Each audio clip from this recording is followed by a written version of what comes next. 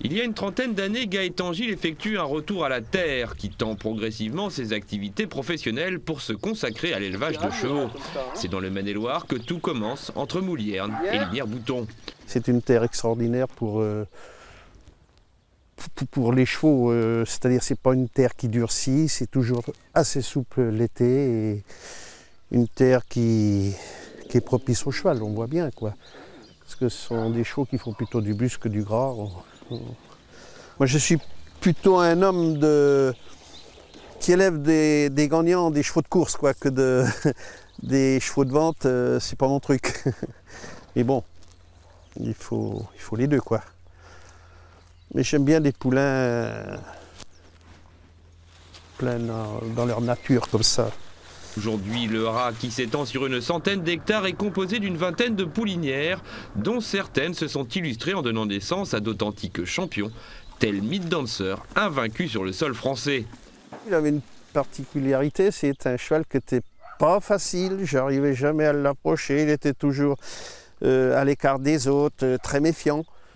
Bon, puis moi, quand c'est comme ça, je suis papa, il faut que les chevaux ils viennent à moi. Alors j'ai mis peut-être, je vous mens pas, une année avant de pouvoir vraiment le caresser et ainsi de suite. Il était toujours à 1 mètre et 2 mètres des autres dès qu'on voulait l'approcher. Non. Et alors, bon, à un moment donné, il fallait qu'il parte à l'entraînement. Alors, je l'ai rentré au box et ainsi de suite. Et puis, il a fait confiance à l'homme, petit à petit. Puis après, bon, ben... Mais il a quand même une personnalité, le cheval. Hein? Allez, là. Hein?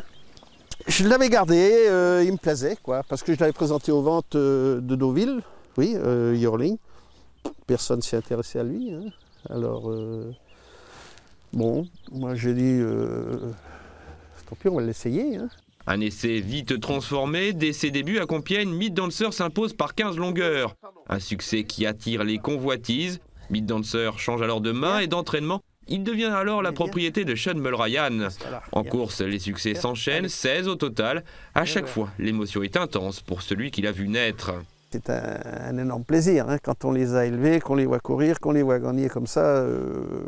Il n'y a rien de comparable. Hein, il y a une adrénaline qui est formidable. Hein. Après avoir connu la consécration en plat avec Chichi Castenango, Gaëtan Gilles aura cette fois un produit favori du Grand Steeplechase de Paris le 27 mai prochain. Un parcours exemplaire pour un homme à l'heure des bilans. Je vais très certainement en fin d'année faire une cessation d'élevage. Hein, vu, bon, on n'est pas éternel, hein, il faut penser à... c'est comme ça, c'est la vie, c'est la roue qui tourne. Et puis bon, derrière, bon ben... ça comme ça sera quoi, voilà. C'est pas pour ça qu'on s'occupera pas encore des chevaux, mais enfin, c'est prévu comme ça. Les chevaux de 2 ans passeront 2 ans, peut-être que 3 ans, je sais pas, aux ventes de juillet. Et puis après, en vente d'août, pas spécialement, parce que comme ils sont pas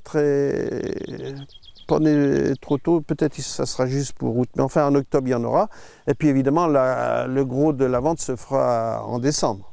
Gaëtan Gilles s'apprête à tourner une page de son histoire le 27 mai prochain à Auteuil. Meat Dancer pourrait la ponctuer par un triomphe.